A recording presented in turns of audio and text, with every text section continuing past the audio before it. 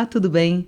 Eu sou Mariana Sgarioni e esse aqui é o Pod COP30, uma parceria entre a Ideia Sustentável e a FAAP, que vai discutir os principais assuntos que serão tratados na COP30, que neste ano acontece pela primeira vez no Brasil, em Belém do Pará.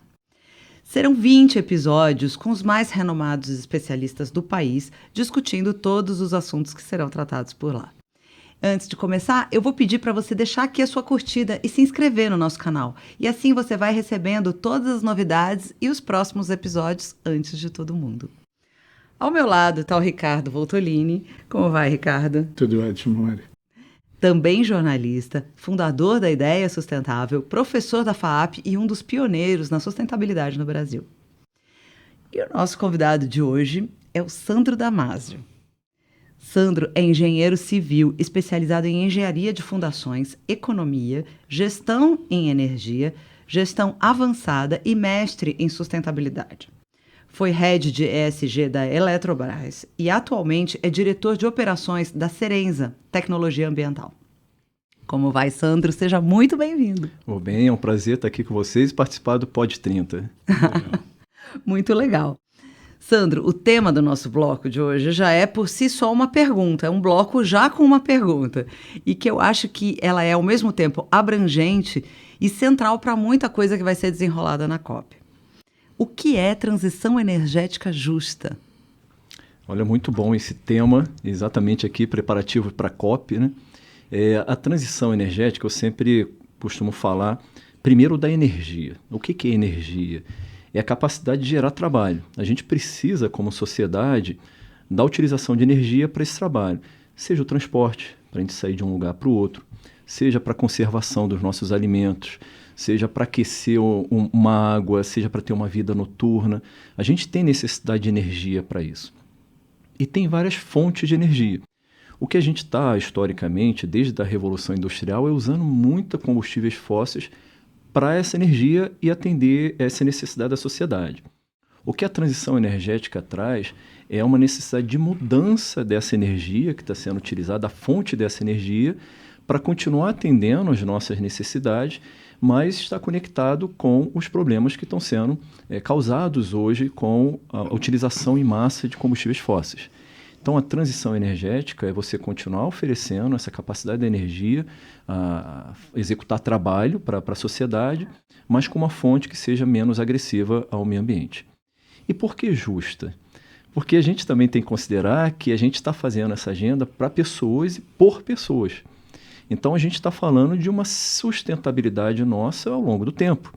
Então, se a gente não trouxer esse tema hoje para a mesa e efetivamente mudar essa fonte de energia, a gente vai ter problema. A gente já está tendo, mas nossos filhos, netos vão ter ainda mais. E quem vai conduzir essa transição são as pessoas. Então, a mudança de tecnologia, que é grande numa transição energética, ela precisa vir acompanhada com capacitação e oportunidade. Então, ela precisa ser justa nesse sentido. Capacitar as pessoas para que a gente não crie mais desigualdade social e também as comunidades que estão mais expostas aos impactos das mudanças climáticas. Então, ter também esse senso de prioridade, de urgência, olhando essa necessidade da comunidade. Então, por isso que a transição energética é essa mudança das nossas fontes de uma forma que as pessoas sejam o centro dessa mudança. Uma grande transição, né? Olhando para o aspecto da matriz de energia, né, que a gente tem uma matriz mais limpa no Brasil, mas o Brasil não é a regra no mundo. O Brasil tem condições muito específicas. Olhando para os nossos desafios hoje nesta transição, qual seria o próximo passo? Nós estamos avançando na composição das renováveis. Temos estrutura para isso, temos condições, até condições naturais, para gerar esse tipo de energia. Qual o próximo passo agora? Como é que, nesta transição justa, ainda temos petróleo, e fala-se, inclusive, em explorar petróleo na bacia do Amazonas, mas também na COP botaremos à mesa os nossos ativos de energias renováveis, que são uma força do Brasil. Como é que fica? Próximos passos dessa? Estamos caminhando em que direção? Ótima pergunta, Ricardo. Como você falou, o Brasil ele tem realmente uma posição diferenciada. A gente tem uma condição que poucos países no mundo têm. né, de dispor de tantas fontes de energia. Então, como a gente sabe, o Brasil tem rios caudalosos, um número enorme de rios, e esses rios trazem em si também o potencial hidráulico que o Brasil vem aproveitando para a geração de usina por meio de hidrelétrica, de energia por meio de hidrelétricas. A gente tem incidência solar tropical, então também tem muito potencial solar. E isso traz também diferenças de pressão que causam ventos propícios para a geração eólica. E além de fontes que a gente tem, por exemplo, como o urânio, que tem energia nuclear no Brasil e outras fontes. Então, a gente tem uma diversidade que nos permite fazer escolhas. Claro. E é muito bom poder fazer escolhas. O Brasil consegue fazer suas escolhas. E também tem o petróleo, que, sem dúvida, é um energético super versátil, utilizado largamente pelo mundo e ele tem toda a sua capacidade de transformação. Então, a gente não pode fechar os olhos para uma fonte tão potente como o petróleo. Ocorre que, nesse momento que a gente está refletindo sobre fonte, a gente tem que, ao mesmo tempo que diversifica essa fonte e faz escolhas, a gente também tem que trabalhar a demanda. Sim. Então, a demanda por combustíveis fósseis, ela tem que ser um ponto que a gente precisa refletir com o país.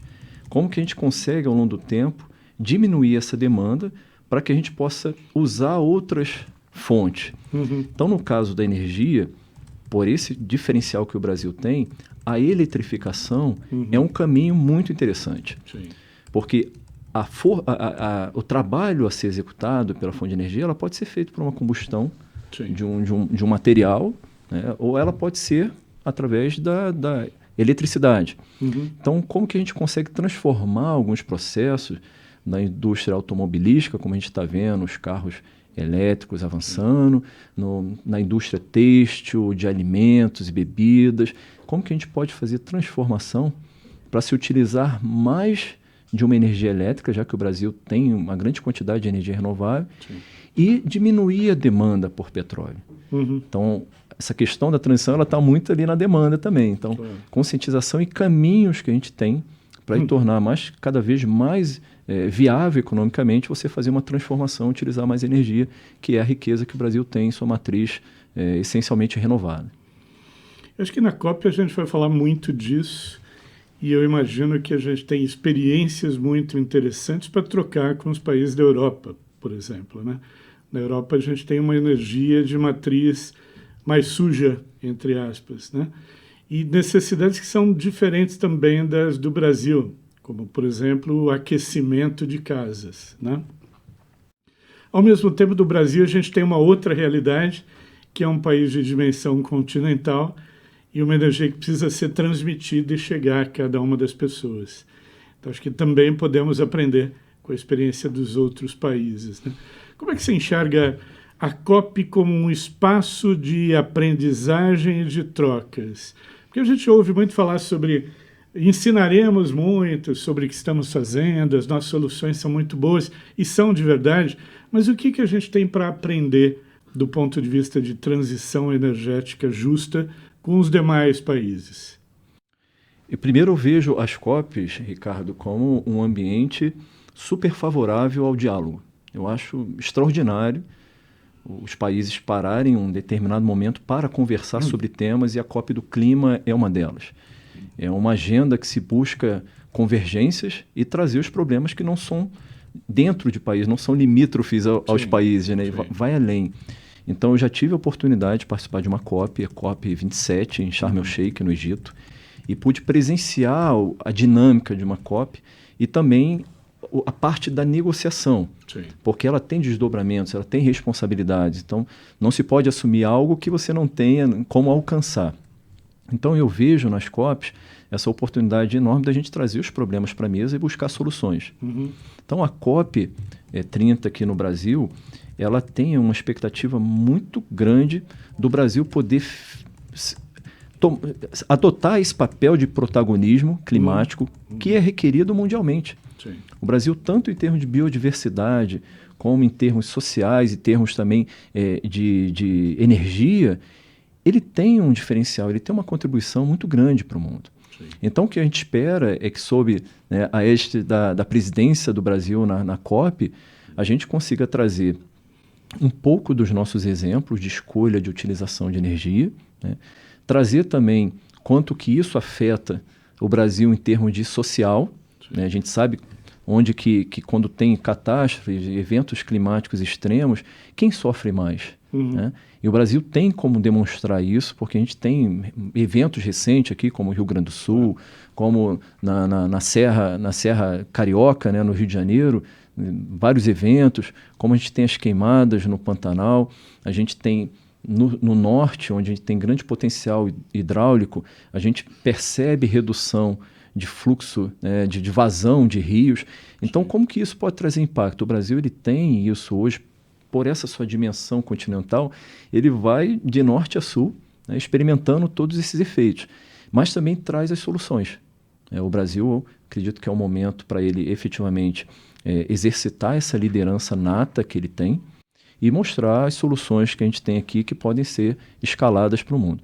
Assim como, claro, sempre aprender, né? Tem países que também tiveram que se reinventar nesse momento por conflitos que a gente percebe na Europa. Então, teve questões energéticas muito difíceis de serem tratadas e os países, de alguma forma, eles precisaram se adequar, né? E essa flexibilidade, o Brasil, ele pode contribuir muito. Então, minha expectativa com a COP é essa, que o Brasil realmente ele traga esses temas para a mesa, consiga mostrar um pouco da sua experiência, trazer também dos países as contribuições e que, ao final, a gente consiga também ter os encaminhamentos muito fortes de implementação. As COPs que a gente teve até então, elas foram muito na linha de preparação, de busca de financiamento, de situação de contorno, definição de metas, mas agora a gente precisa trazer isso para a prática.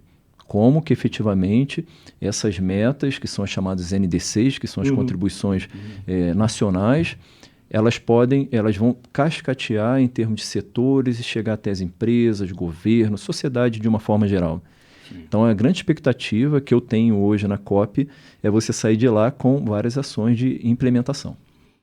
Acho que não falta nem tecnologia e nem dinheiro, né, para fazer isso. Já sabe que é possível fazer. Eu acho que a COP pode ser um estimulador dessa vontade política de fazer acontecer. E o fato dela estar acontecendo pela primeira vez próxima de uma floresta, e ainda de uma floresta com a simbologia que tem a floresta amazônica para o planeta, me parece aí que pode ser um fator importante, né?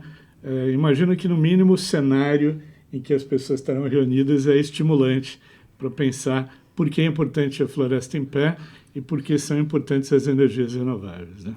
Perfeito. E aí você fez um link muito interessante que é biodiversidade e clima, que são indissociáveis, elas andam juntas. Eu tenho até esperança, Ricardo, que em algum momento a gente vai ter uma COP conjunta, clima e biodiversidade. Hoje elas são separadas. Elas são separadas. Embora tenha estruturas que conversam, mas elas são separadas. Sim. A biodiversidade ela tem acontecido a cada 2 anos e a COP de clima todo ano.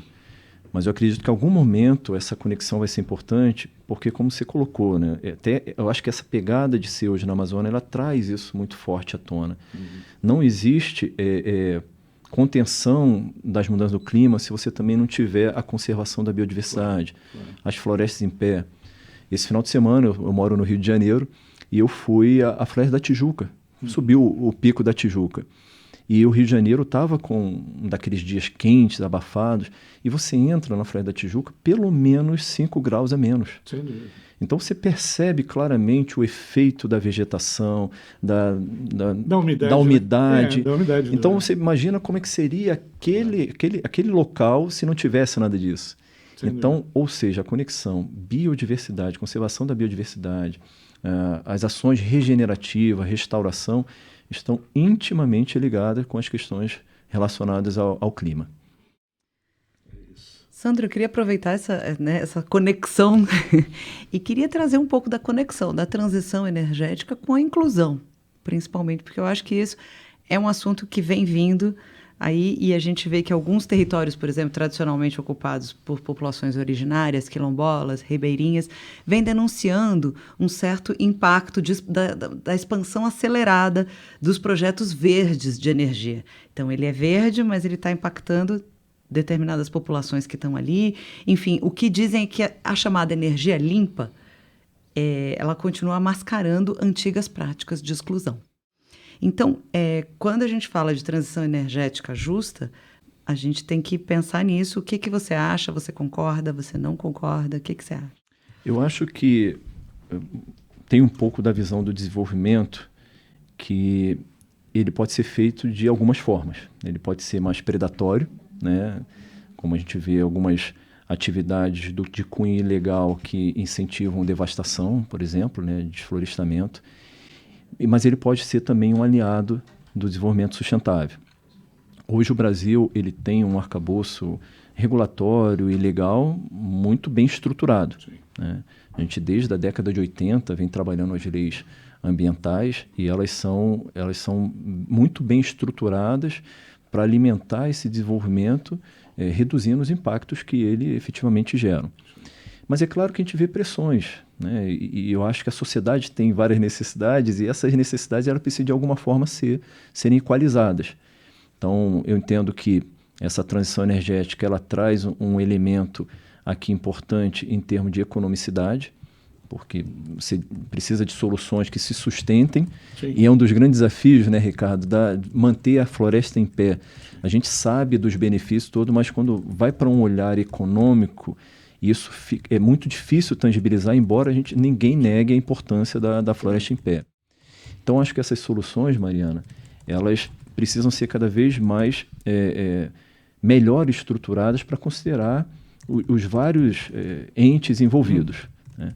As comunidades tradicionais, quilombolas, originárias, elas têm esse registro, e isso é fato, de que tem grande nível de conservação, principalmente as indígenas, grande nível de conservação naquelas terras que estão demarcadas e protegidas, né? E são bem responsáveis pela manutenção da floresta em pé. Mas, ao mesmo tempo, elas também têm suas necessidades. Eu tive a oportunidade, durante a minha trajetória, de ter algum diálogo com populações de origem indígena e percebe que eles também querem desenvolvimento, eles querem acesso à energia elétrica, eles querem que os filhos tenham conhecimento, que entrem numa faculdade, sem perder sua raiz cultural. Uhum. Mas esses empreendimentos eles precisam considerar também as necessidades dessa população. Então, o Brasil ele está batalhando uma forma de tangibilizar também essas necessidades e ter sustentação econômica. Não é simples porque são muitos entes, né, federativos que a gente tem, estaduais e municipais, e isso requer uma necessidade enorme de orquestração para que isso flua. Mas, de fato, a gente precisa encontrar equações, e aí eu estou falando aqui, parece equações impossíveis, mas equações impossíveis podem ser resolvidas. Claro. Então, são esses pontos que precisam ser levados nessa transição energética para que todas essas variáveis sejam consideráveis. Interessante hoje falar do mercado de carbono brasileiro que está avançando, e ele trouxe um ponto bem interessante, que é incluir as populações, né, tradicionais, originárias, usufruindo dos benefícios de um mercado de carbono. Sim. Principalmente pelo que a gente falou aqui, da grande contribuição que tem pela floresta em pé. Então, como que se chega às equações para que essa população, essa comunidade, elas também tenham benefícios associados a esse trabalho que eles prestam para a sociedade de uma forma geral? Muito bom. Vamos falar um pouquinho sobre joias da rainha. Quando a gente botar na mesa as principais pérolas para discutir, tem a impressão que eólica e solar, a discussão já está bastante avançada no mundo e o Brasil, evidentemente, é uma referência.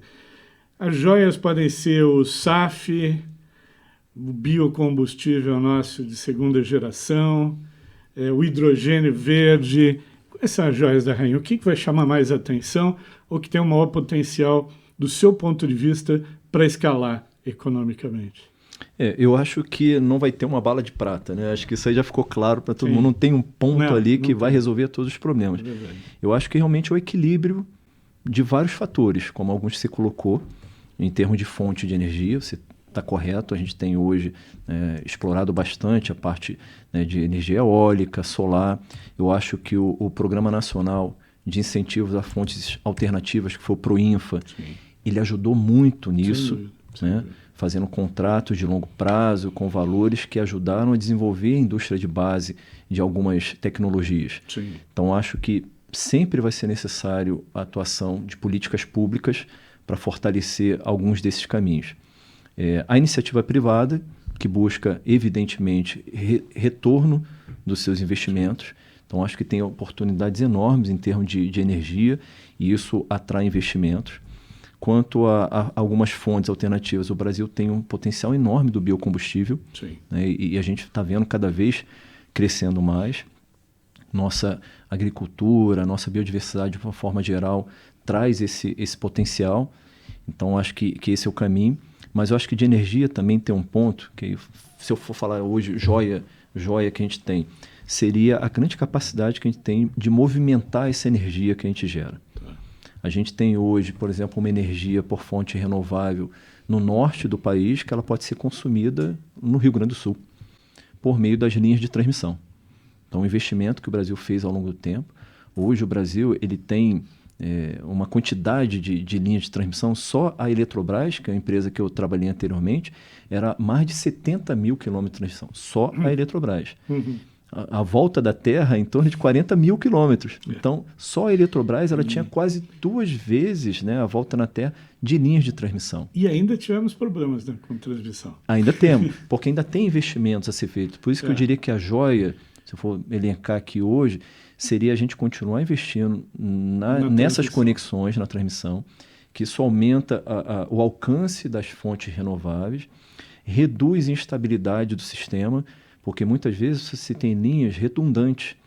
Então, quando você tem problema com uma que pode acontecer, linha de transmissão são grandes obras lineares que estão expostas a todo tipo de intempéries. Né? E quando sai uma linha dessa de transmissão, o sistema precisa se recompor para aquela localidade não ficar desprovida de energia elétrica. Então, a quantidade de linha de transmissão que a gente tem hoje já permite para vários centros consumidores essa alternativa de você manobrar e poder reconstituir. Então, eu diria que investimento, e o Brasil tem feito isso, tem feito leilões de transmissão nos últimos anos, vai fazer mais esse ano. E também um ponto que hoje está sendo bastante estudado, que é o armazenamento. Sim. O armazenamento de energia, que também pode ser um ponto importante para trazer mais estabilidade ao sistema. A gente viu o que aconteceu recentemente na Espanha, Portugal, teve um blackout, e as causas que apontaram logo de início foi que tinha uma alta intermitência, uma alta dependência de energias renováveis que tem grande intermitência. Então, o Brasil hoje ele tem uma característica bem diferente, porque a gente tem um sistema híbrido. A gente tem as hidrelétricas que ela tem uma capacidade enorme de regularizar esse fornecimento de energia. Então, a gente tem um sistema hoje muito mais robusto do que aquela exposição que a gente viu na Europa. Sim. E isso, para mim, é de a gente ter essa diversidade de fontes, essa conexão, que é super importante, e os investimentos que eles vêm continuando a acontecer. Então, acho que, juntando isso aí, a linha de transmissão acho que tem um papel fundamental. Eu acho que sim. E acho que o que espanta um pouco quem não conhece o Brasil e surpreende muito é o fato de que aqui a gente tem um potencial de bioproduto, né? O produto que vem da natureza, a biomassa, que é muito mais rico do que qualquer outro lugar do mundo, né? Enquanto na maior parte do mundo as pessoas exploram biocombustível a partir da cana, a gente pode explorar de um fruto como a macaúba na Sim. Bahia. Então, é de uma riqueza absoluta, né? Exato. E agora está se discutindo muito os nossos minerais nas terras raras, que está na moda todo mundo falar sobre terras raras. São minerais, elementos, né, que temos com alguma abundância e que são estratégicos para diversos setores da energia, inclusive de energia renovável, inclusive de armazenamento que você estava falando agora, né? Você vê isso também? Sim, também com alguma joia da rainha? O que você trouxe, acho que a grande joia que o Brasil tem é essa diversidade. O Brasil, ele tem, né, voltando ao que a gente até falou assim, da riqueza, tem uma quantidade enorme de alternativas. Eu acho que o que a gente precisa colocar na mesa é o que vai acontecer agora na COP, de trazer os problemas para a mesa e buscar soluções conjuntas. O Brasil ele tem uma necessidade enorme de ser pensado mais como Estado, né, com um olhar de futuro, quais escolhas que vamos fazer, porque nós temos alternativa. Se olhar outros países que, por exemplo, não têm, são insulares, não tem, né, a questão hídrica é diferenciada, ou não tem o minério, eles são muito mais limitados e vão ter que utilizar aquilo que tem, né, ou importar. Sim. O Brasil consegue fazer escolhas pela grande diversidade. Você está certíssima, Maria. Essa diversidade também mineral que a gente tem, ela é enorme. E agora a gente vê uma demanda de energia que ela tende a crescer consideravelmente com a grande necessidade de processamento de dados. Sem dúvida. A gente tem inteligência artificial que está sendo Demanda mais largamente utilizada e já vi projeções que a tendência é crescimento exponencial. Então, e isso demanda data centers, demanda fluxo de informação e demanda energia. Muito energia. E qual é essa energia que a gente vai utilizar para abastecer essa necessidade, né? O Brasil tem energia renovável, mas e no mundo? Então, essa demanda também pode trazer uma pressão para o nosso tema aqui, que é a transição energética. Sem dúvida. É isso. A conversa está ótima, mas eu vou ter que dizer que acabou, infelizmente. É uma pena, foi ótima a conversa. Quero agradecer ao Sandro, ao Ricardo. E eu queria ficar com uma das reflexões do Sandro, quero que vocês fiquem com ela também. A transição energética precisa de soluções que se sustentem. Temos que manter a floresta em pé, mas precisamos ter uma estrutura econômica que a segure. As equações que parecem impossíveis podem sim ser resolvidas. É isso, gente. Eu espero vocês nos próximos episódios. Um abraço.